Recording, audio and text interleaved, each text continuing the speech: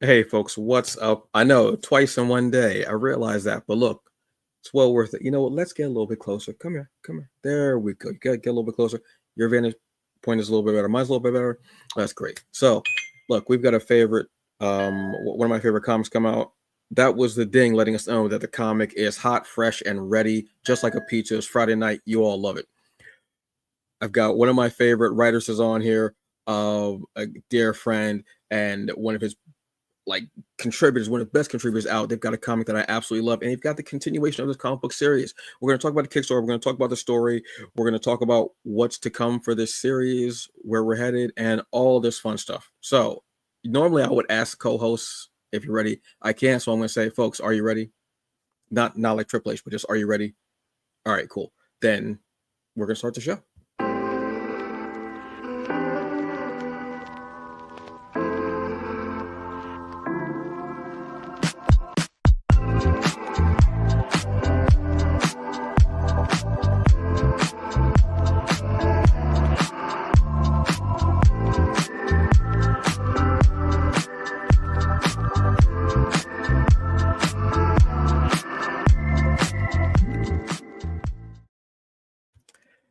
Hey folks, what's up? And welcome to another episode of The Hungry Bleak Show.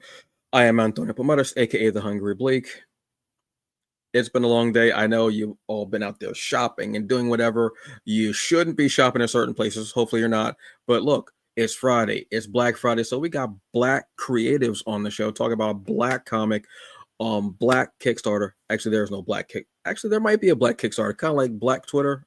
I don't know. We got to check that out.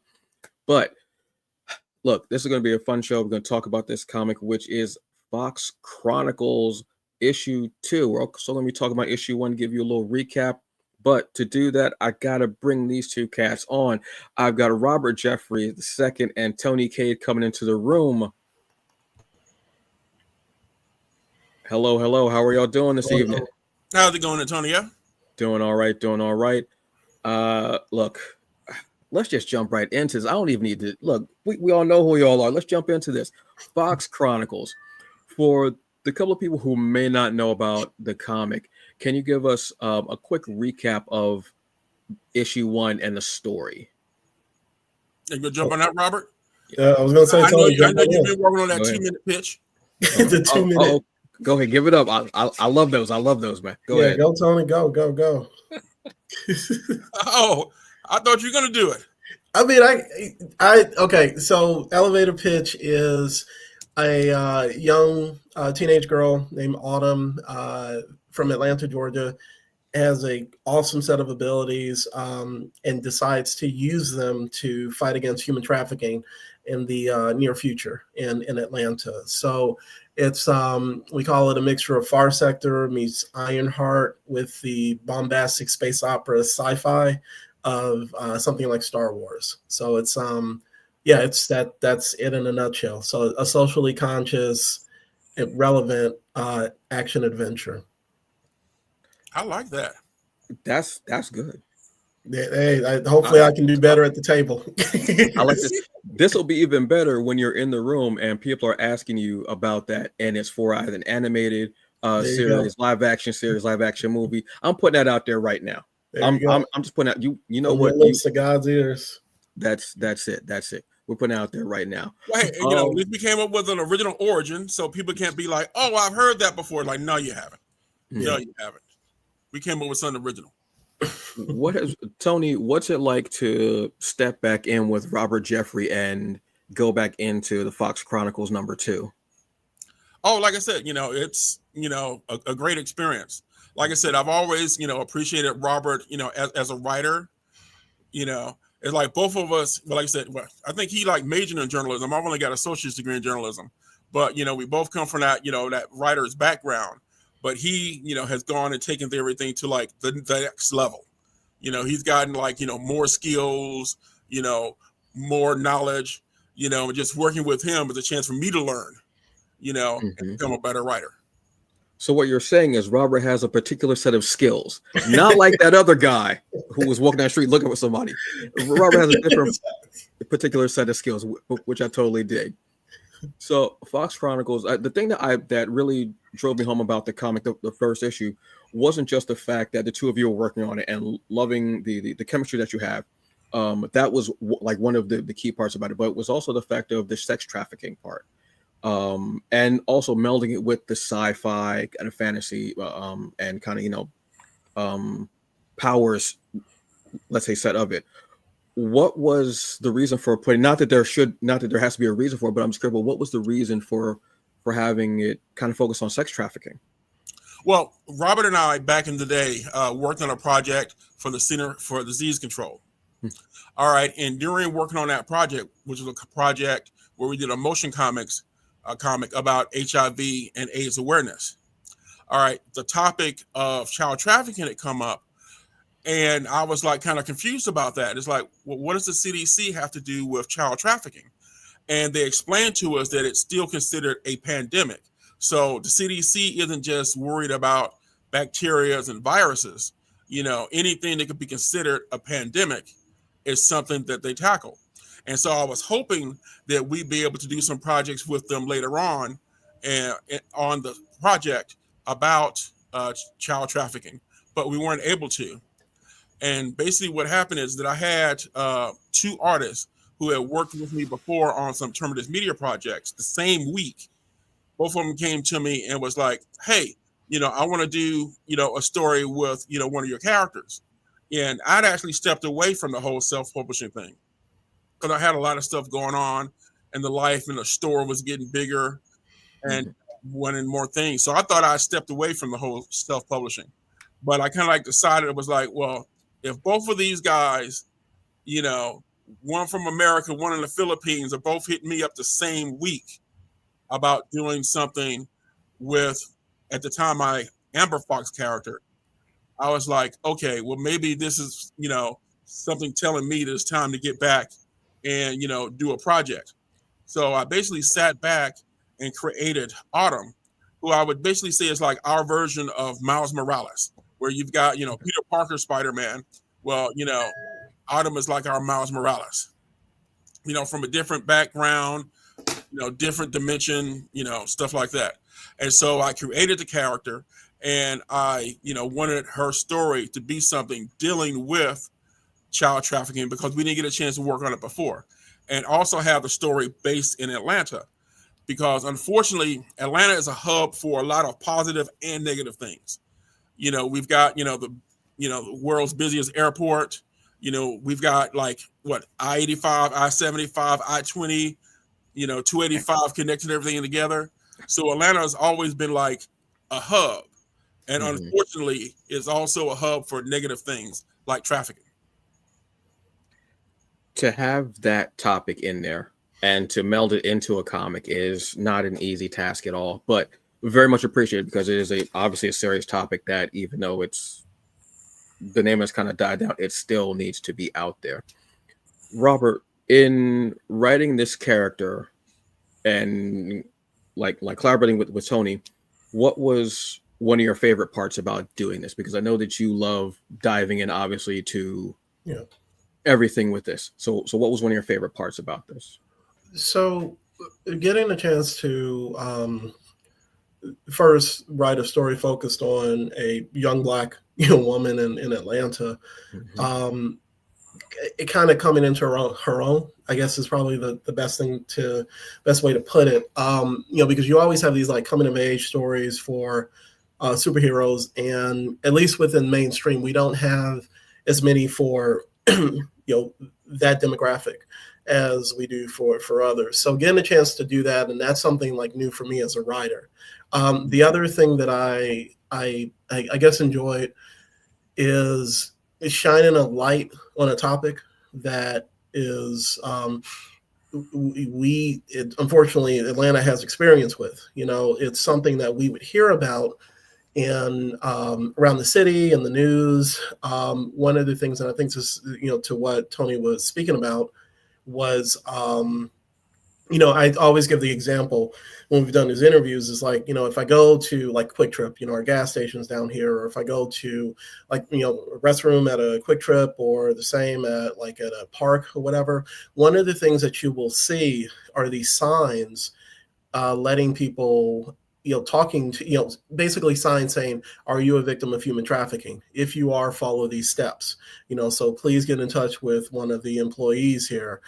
Please, have them call 911, stay in one place, da da da da. So that's when I started seeing that in these different, public areas, I was like, this is serious. This is as serious as I've heard that it is. So the fact that we can use a sci-fi adventure to try to tackle it, in our own way, while still teaching people about the issue, because human trafficking comes in various forms. It could be sex trafficking, it can be employment, slavery. It's a lot of different forms. And that was one of the things that we learned from the CDC. There were things that, like we just didn't know about. So getting a chance to focus on a young Black woman, kicking butt, saving the day, but then also, in addition to that, highlighting, using an entertaining story to highlight, this issue, was something that, as a writer, I guess I enjoyed, being a part of this project for those two reasons. And another thing about that too is that we learned so much stuff that we didn't know before.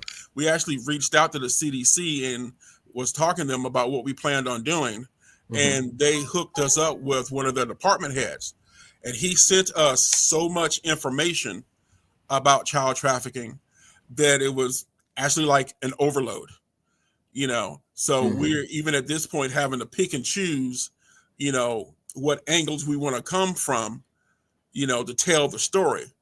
But there's so much more out there than, it would take us forever to write about. Yeah, there is a lot out there, unfortunately, but to have the knowledge there and to be able to speak on it and put it into a medium where people can find out about it, understand it, and hopefully if they see something, they can say something, which is beautiful. I do want to take a moment to say, thank you for all the very rude comments that you've been putting in here. You incredibly racist piece of shit.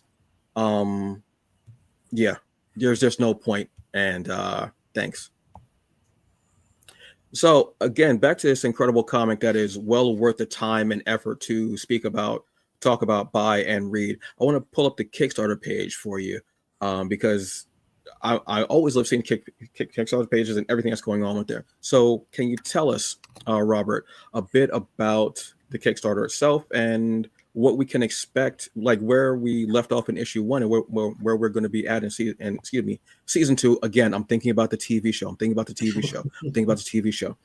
In issue 2. Yeah. So we in issue 1, we ended with Autumn in yet another kind of training scenario, because this consciousness is kind of like alien consciousness that has been guiding her on her journey for all of her life. Wants her to be ready for like the larger battle, so that she's going to fight, and which is larger than human trafficking for him, which is sad. So she has to convince this guy, we call him John, that fighting this fight here on Earth is going to be beneficial to her larger. First of all, it helps people here on Earth, but then it helps her to grow into the this amazing like intergalactic warrior that he's training her to be. So we call it our year 1, and when we pick up in issue 2, we're getting more for training. We're getting more of the conflict that she's having with her parents, with trying to hide this, what she's trying to do with, being this, let's say, vigilante. And she's learning more about human trafficking, So the other thing that we have are 2 other officers that are direct. We're going to call them our Commissioner Gordons. The duo of Commissioner Gordons, and how we saw them in the first issue fighting against human trafficking. So it's like we wanted to show like the police street level, and we get to see more of that and how their backgrounds might even intersect with Autumn at a certain point. So we're fleshing out more of Autumn getting into having human trafficking come on her radar and learning more about it, and her actively trying to stop it. and also we're seeing her grow and with her training and with her actions, with the action part of it, with kicking butt. So it's kind of like we're just building the story from where we were in issue 1. I like the fact that you're adding in the as you just dubbed them, like Gordons. Yeah. I love it being that you're seeing like an actual law enforcement aspect in there, along with Fox, everything that's happening. They're having a melding, and hopefully, like seeing as how they're both on the same side and they both have the same goal of stopping this incredibly horrible thing that's happening. Tony, can you tell us about some of the tiers that we can see as far as the Kickstarter and what's available for folks? Well, of course, there's the just digital. Yes. Where we can send you a PDF. We've got it set up and stuff where you can get just the PDF of issue 2, or if you're new to the project, you can get the PDF of issue 1 and 2. All right, and then of course, we basically what I was thinking about doing is just mainly focusing on issue 2, but I heard from so many people that they still didn't have copies of issue 1. So we wanted to add some different pledges where you can get some issue 1s. The problem is not that many issue 1s still exist. Over the time period, we've gone through a lot of issue 1s. And I, with one of the covers, I always pledged that I would never go back to print with it. So, the issue 1s that we have in the different packages, if you need it, go ahead and snatch it up, because they're going to be like really hard to get. That's a good problem. I love that for y'all. I mean, it sucks for anybody who didn't get it, but I love that for the creators. I'm just saying that out there. But yes, you definitely, if you didn't read the first issue, it literally was starting from the beginning. I was like, oh, and I really got into it and in depth with it. Robert actually came and did a signing this past weekend at my shop, and I was actually hovering around his table looking for his copy. He had a copy of Fox Chronicles #1. I was going to try to like grab them from him, so we can use them for the Kickstarter, but he was sold out. Look, I'm not mad that I got my copies from the first Kickstarter. I am mad. I'm just saying, you got to get on these when you can get on them. That's one of the beautiful things about having a Kickstarter. It's almost like a pre-order in essence. It's not just crowdfunding, but it's also a pre-order combined with it. So you're able to get, the copies, the print copies. You're actually able to get the if there are different variant covers, what have you, whatever collectibles, let's say, that you might want from it, you're able to get right then and there. So you're not scouring for them later on, like Indiana looking for the damn chalice and carrying on because you have chosen poorly. That's not their fault. So that's what's beautiful about being able to get in on this. What like has the cover you're looking at right now is our Marcus Williams variant. Yes. And Marcus actually did a variant cover for us for issue 1. So one of the things and stuff we've been talking to him about is with those covers that he would be doing something for all of the books. So all 4 issues that are coming out, there will be like a Marcus Williams cover so that you can basically go through, and if you want to like frame them all up and put them on the wall, that's available for you. Actually, can you go back up a little bit? I want to like talk about some of the other ones. Yes, let's keep going. All right. Oh, all right. Now this right here is our main cover. Yes. All right. It's just done by Fritz. So you see it's gorgeous. Absolutely. All right. But also one of the things we thought about is that this will grab the attention of a whole bunch of adults, but I'm not sure like little kids and moms are going to like go for it. Understandable. Okay. Yeah. All right. So like go down a little bit. Now this is our Virgin cover. This one won't be having any titles or anything on the front. They'll be all in the back of the book. And you get to see, John in the background. And, Robert was saying Commissioner Gordon. I've always thought of these two as like, what if Cagney and Lacey were athletic Black women? Yeah. Oh. First off, my back hurt from that reference. Secondly, hopefully some people who may not be up on that will go check and will look at that and they'll find some, some Sharon Gless and some Time Daily action. But yes, Well, yes, like I continue, said, I will continue. admit to everybody, yes, I'm old, Yes. but also I've watched like all the Twilight Zones and remember the stories. And it's really hard to tell a story without repeating the story that was done in Twilight Zone. But Yep. as you can see here and stuff, we've got our Black Cagney and Lacey, and and we've got Autumn right there, in all her fabulous glory. Absolutely. All right, you can go down a little bit. All right, this is something that's dear to my heart because I was a humongous fan of George Perez's. And this is our George Perez homage cover. All right. And for people who've read some of the George Perez books, this might stand out to you. I'm kind of like keeping it, on the down low and like, okay, where's this image from? To see, how many George Perez fans we have out there. A few people have gotten back with me and actually guessed what this is an homage of. All right, you can scroll down a little bit more. All right, this piece is done by a local artist here in Atlanta. Her name is Renee Clark. This is going to be a metal version cover. Okay. All right. Look at the detail she put into the braids. Yeah. Okay. That's what caught me the most when I saw that was the detail and the face automatically caught me. But in metal, oof. Yes, this is going to be a very limited edition print. And hopefully we're going to be seeing a lot more work by Renee for other publishers because I've been sharing her work. She has mad skills. I'm not going to say anything about it, but a lot of people have already seen her work where she was like a ghost artist for another artist that's out there. But I'm going to leave that alone for right now. So there's some of her work out there that's outstanding that she didn't get credit for. Well, she's getting all the credit here. Yeah. This is absolutely. I mean, the braids, like you said, are just the detail in that. Like, I feel like I can smell the oils and everything.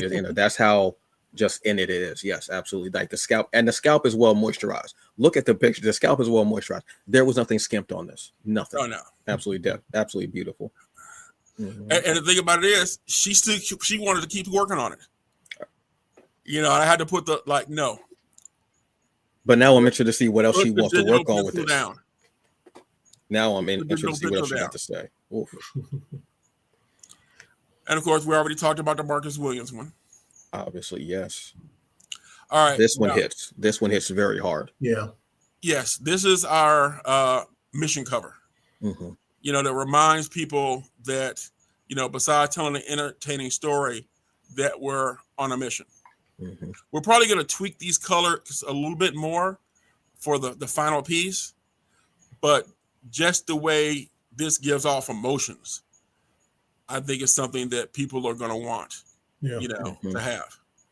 Yes, absolutely. This one is a very striking image. Like this reminds me of. This reminds me of if say like this was like Metropolis, and how you have all the mess going on with Metropolis as far as villains and superheroes, everything, and a reporter from the Daily Planet actually snapped a picture of a fox saving this girl, and it was a candid shot, and they put it on the front page. That's what this reminds me of. So that's why this is very striking and very haunting, and a reminder of the atrocities of trafficking.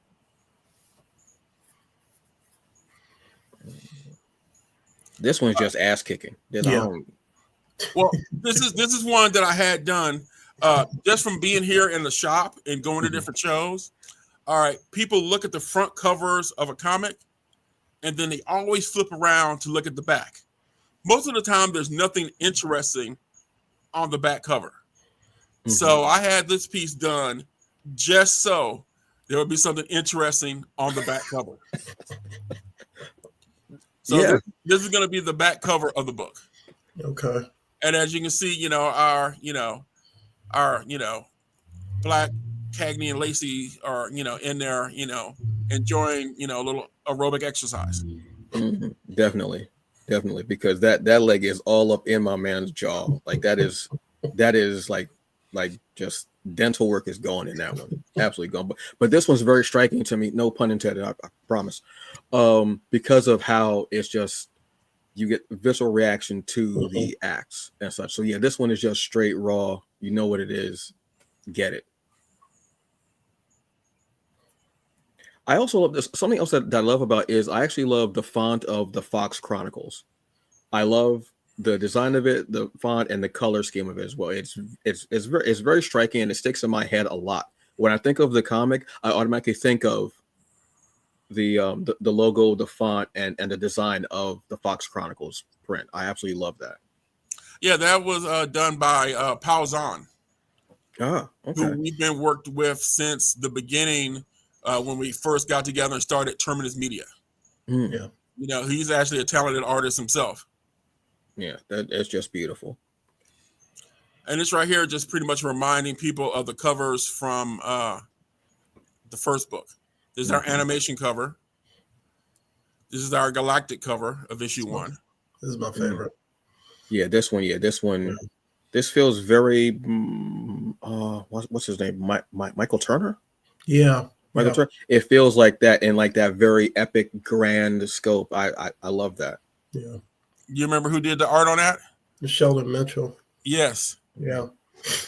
And he was basically in that studio with Silvestri and some of those guys too. See, a lot of times and stuff, when you thought you were looking at Silvestri, you might have been looking at Sheldon Mitchell. I think this is one I have.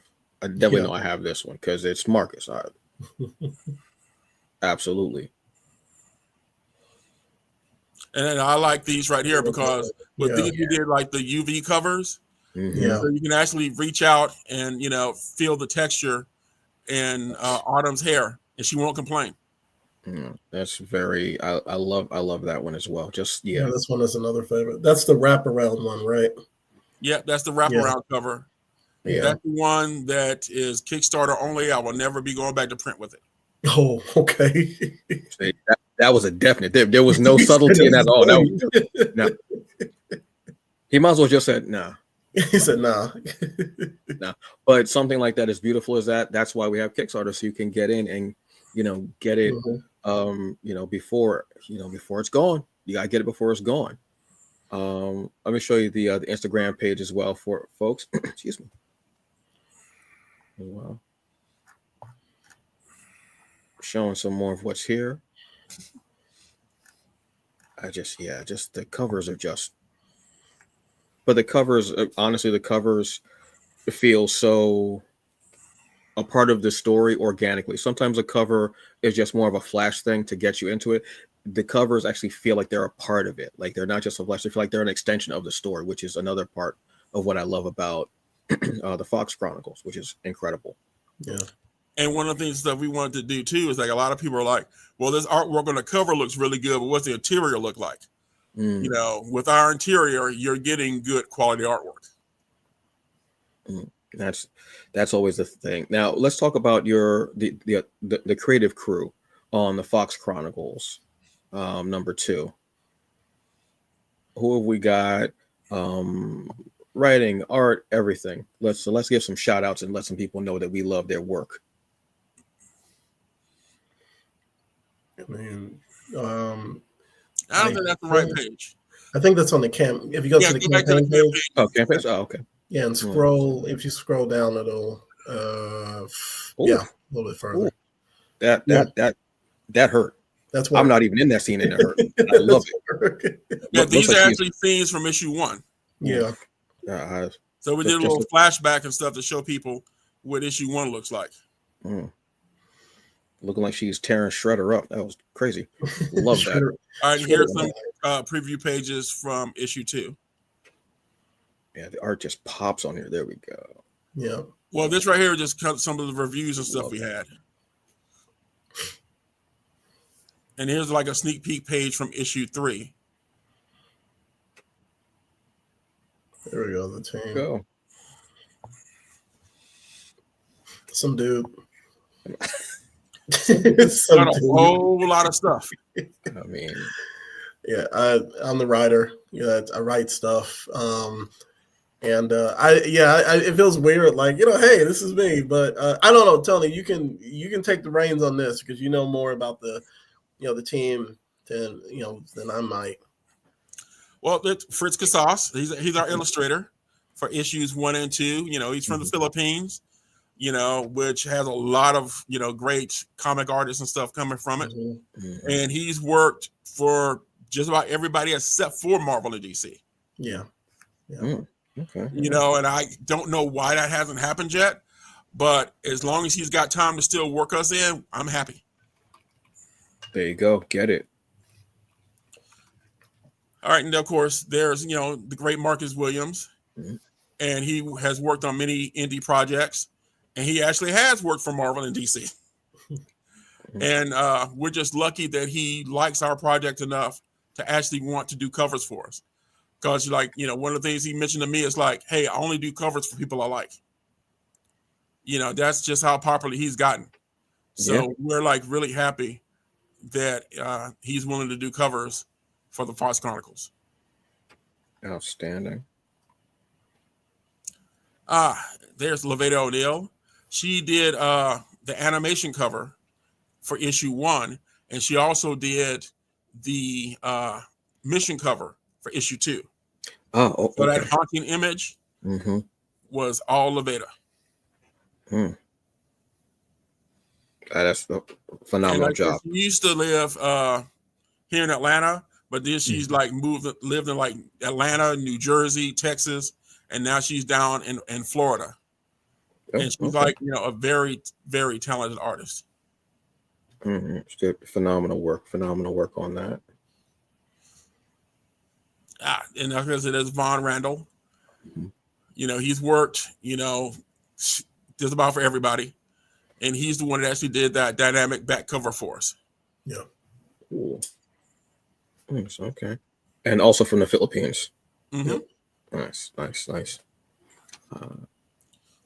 Yeah, you can get some good deals on artists from the Philippines and Italy. Yeah, they have phenomenal artists. Countries in the Philippines, the American dollar goes a long way. And we have Neil here. Oh yes, Neil came on as our main colorist after we had to make some adjustments after issue 1.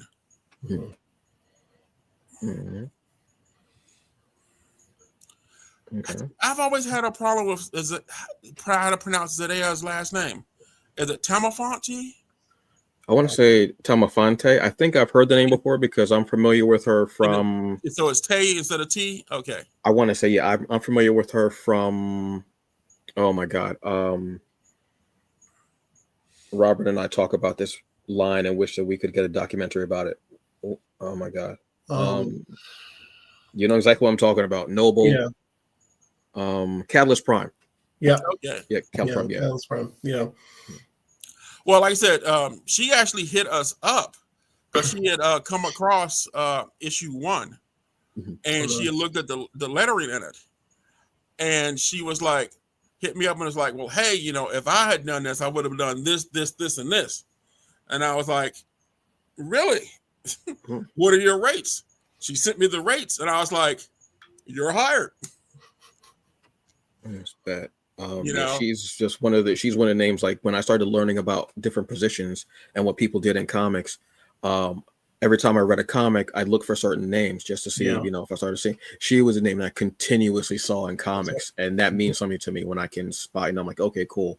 I know that your work, I know it's going to be great in whatever position you're doing in that comic. And like I said, she started off with Comic Craft way back in the 90s. Okay. Well, for those of you who are into video games, this is Bob Carter, who is a very accomplished voice actor who you've probably heard his voice in a couple of characters and stuff from Mortal Kombat, along with some other animations. He was nice enough to come and do the voiceover for a little intro animation short for the Kickstarter. I don't know whether you had a chance to listen to it or not. but the Oh, voiceover voice was done by Bob Carter. okay. Oh, so with each issue, we're just raising the bar and Yes. such. Okay. And also, just as a shout out to Antonio, he apparently has a voice credit in Destiny too. Wait, what? Yeah, he has a voice credit in Destiny too. I haven't gotten my check. I'm gonna have to talk to Bungie about that, but we're gonna talk about that later. Well, like I said, this is Powell. He Yeah. actually did our backup story in issue 1, Yeah, and he does a lot of our graphics work. And he's the one who created the Fox Chronicles logo. Oh, yes, absolutely, yes. Yes, fan of that. Absolutely beautiful. Yes, loved it. Still love it, actually. All right, and all right here we have, I was bragging about her before, Renee Clark. Mm-hmm. It's like, some of you indie publishers out there, you need to get in touch with this woman because she is extremely talented. yep. And, she's done work for like Marvel, Valiant, Lion Forge, and, didn't get credit for it, but that's her work in there. Well, you're definitely getting credit now. Renee's work is phenomenal. Absolutely. All right, and this is Jamil Johnson. He actually is the one who did our animated little feature introducing the Fox Chronicles. Mm. I saw that he had done some projects for some other people, so I reached out to him. And once he saw, I sent him a PDF of issue 1. And once he got that, he was like, oh, yes, I have to do something with this.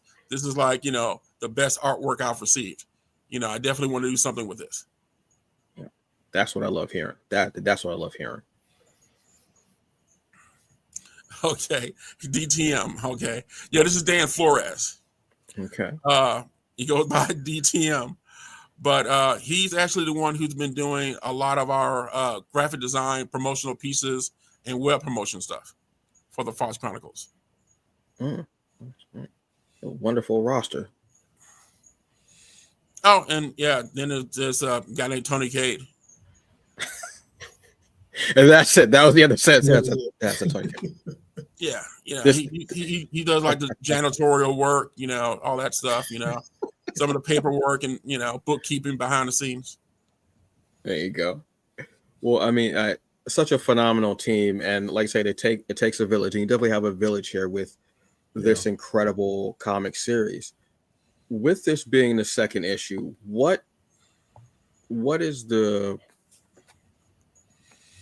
your plans as far as, like, is this going to be a limited series, or are we going to get ongoing series like that? Like what are your plans for the Fox Chronicles right now?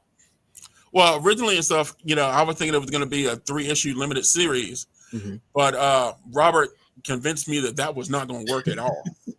So I was like, but we're doing 30-page issues, and he's like, nah, this is too much story. Yeah, we can't do this, and and just 3 issues. So we're gonna have like 4 30-page issues. Yeah, for this story. Yeah, I was and I think the story, the way that I'm seeing it, I think what we've discussed is like, I mentioned before, this is Autumn's year 1, right? Mm-hmm. So this is her taking on stuff that's local, Atlanta, planet Earth type of deal. And because we've suggested if you see the first few pages of the first issue, we know that there's a larger intergalactic angle for her story, which we are building to. So and there's a character that we introduce at the end of, I think it's issue 2. Is that issue? It's issue 2, right? Mm-hmm. Issue 2, which is us getting more of that intergalactic flavor. I will say, as to get people hyped up about the 3rd issue, I had so much fun writing scenes with that character's dialogue in the 3rd issue that I want to see more of this character, so that not so I can get more work, but so I can continue to write these bad guys. But yeah, this is going to be Yeah, 4-issue miniseries, and I guess it's going to be like different volumes or different arcs, that we're shooting for. If we could do this as a regular, ongoing monthly, that would be great. But I do like the idea of either 3-issue or 4-issue story arcs for telling future stories. I think that's from the first issue. I would say there's so much in here that if Yeah. you left us with just 3, we would be hungry, which isn't a bad thing, because then when we got that next arc or that next issue, we would definitely be salivating. But I love the fact that you want this to be more, so we can get more. There's also going to be more seasons when you have the streaming series, spin off of the character that you love writing right now. Again, I'm speaking all of this into fruition. Just manifesting whatever the hell, which I love. And I love when I hear writers or artists or anybody who's working on a comic saying, I love doing this part. And that shows the passion. So then when you're reading it, you can feel that love and that excitement, that anticipation in there, which I absolutely love. So folks, the link, the link for the Kickstarter for the Fox Chronicles 1 and 2 is in the episode description. Please go and check it out, because I have to reread it. I have to reread it again, because this is one of those ones that I've just had really fun with. And again, such a heavy subject matter, putting it into this medium in a sci-fi fantasy, like any type of aspect like that, is very interesting to me, and how you can navigate that into those ways. One last thing before we go, one sentence each. I want to know, what is your favorite part about being on this title and being just a part of it, just like as far as like creating the title, writing, everything like that? What was your favorite part? I'm gonna go with Tony first. One sentence. I know it's hard. It means something. Tandenism. What tandenism, boy. That was I couldn't even control myself. Damn. Yeah, I love that. Robert. Writing a sci-fi story with a message. Yes. And yes. The addendum to that is us being Trekkies. That's us all day. So I mean, you have to show off the jacket. Yes. Creating writing a sci-fi story with a message. So you got to coordinate. If I had glasses, I definitely would have thrown them. I'm gonna be honest with you, because that did catch me off as being like tendenisms. So, folks, look, I absolutely love the chemistry that y'all have. Flows through into the book, which I love. The team that you have on this book is dead on phenomenal people. People whose names you may know, and people whose names you are going to know and learn, because you're going to see a lot more of them, which is awesome. The Fox Chronicles 1 and 2 Kickstarter is live right now. Literally right now. As we're speaking, people are pledging. I hear them typing. They're on their phones. They're on their Twitter machines. Why is the light on my phone? What the hell's going on here? Like spelunking or something. What the hell's going on here? It's crazy. You damn AI, Terminators, skyboxes, and everything. Which is what I love. That I love a book that has a creative team that's awesome, that has a story, that has a message, and is hopefully giving it to you in a way that you can digest it and make it easier for you. So if you see something, you can say something and hopefully help someone out. So pledging to this in a way is also helping out trafficking as well. I know that might be a big, broad statement, but anything that puts a light on such a horrific crime and just traumatic event is helping us all, truthfully, and also in the way of being able to bring light to it, which is cool. So I love it. Your book is doing multiple jobs. It's juggling multiple things. I feel like when I go, I should be saying 6, 7 for some reason. I don't know what the hell that means. Still know what it means. Doesn't matter. But please go and pledge to the Kickstarter. You have how much time is it? You have 14 days to go on there. I see the numbers rising, folks. The numbers are rising. You better get in, get those special issues. You better get those collector's issues now. I don't want to hear you a year later talking about I can't get it. Okay, I've had people in my DMs asking me where can I get that comic. I said, and Robert knows for a fact I've had people, because I asked him, I say, hey, man, do you know where I can get this comic? He said, I don't know. Bet. So I want to thank Robert Jeffrey II, one of the best writers out there, a cavalcade of comics. You also have a comic out right now. You want to talk about that real quick? Yeah. So, long story made short, I have two short stories, comic book stories that are set in the universe of the tabletop RPG, Amazing Universe. One of them is a supernatural adventure uh, called based on cybermancy. Um, and the other that's one of the characters of the team, and there's another one called Onyx and Rebel, focus on those two characters. So if you go to drivethroughcomics.com and do a search for either Amazing Universe or my name, Robert Jeffrey II, you will pull up both of those digital comic books, and they are 99 cents. So in between all of your indie supporting small Black businesses or small businesses, support this one with just a $2 purchase for two digital comic books. And shout out to Lewis Porter Jr., Matteo Illuminati, my Italian brother from another mother, and Ariana. I love working with Matteo and Ariana, though. That's my squad. That is my squad next to Takia Marie, Sean Hill. Those are my go-to artists. So we had fun. We had fun expanding the universe of this tabletop RPG. So That's outstanding. And you said 99 cents an issue? 99 cents an issue. Like I said, no, yeah, exactly. Like I don't want to hear no complaints. Like as long as you got a phone, a laptop, and some time, you get in 30 pages of our short story is included within a lot of lore material for these characters in this world. So, but yeah, 99 cents a piece. Outstanding. And Tony, you have a comic book shop, sir. Yep. Yes. Challenges Games. Yeah. You can go to our website, challengesgames.com, and do your holiday shopping. Or, if you just happen to be in the Atlanta area, come on over here to North Lake Mall. I've got over 8,000 square feet here. We've got comics, we've got anime, we got board games, miniature games, collectible card games. I'm literally the largest shop that is inside 285 Perimeter. Yep. Oh, but one quick thing I wanted to add to anybody that wants to support the Kickstarter. All right, the Fox Chronicles 2 is completed. Yes, it is. 99.9% completed because we haven't designed the credits page, but everything else in the book is done. So when you pledge to this, you're just helping me finish paying off the creative team and printing it and getting it into your hands. So I've always said that if we can go ahead and reach our pledge totals, I will have the PDFs sent to everybody before Christmas. Ooh. And you can actually get the physical copies of the book in January. Yeah. Because the book is completed and is sitting on my computer and my Dropbox.